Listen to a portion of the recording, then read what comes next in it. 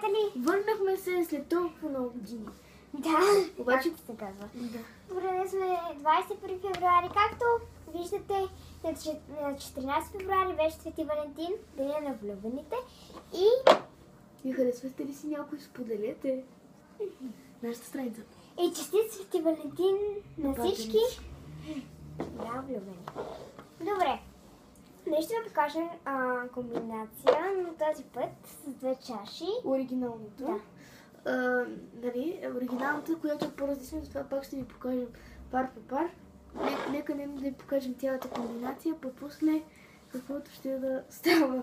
Добре. Първо, както си беше, пляскате два пъти, после 3 пъти последователно на пода. После пак пляскаш един път.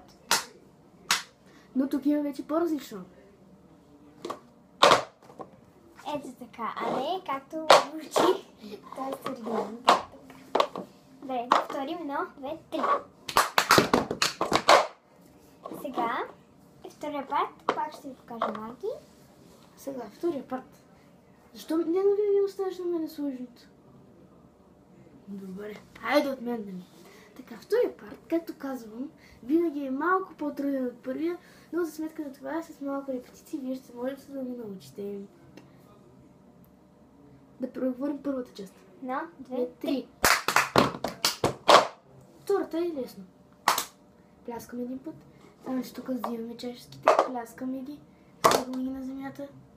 На здраве, както му викам аз. Хайде отново. Цялата.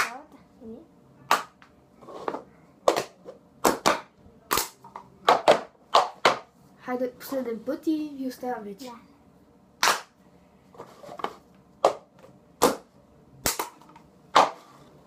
Сега за последен път от начало с целия. 1, 2, 3.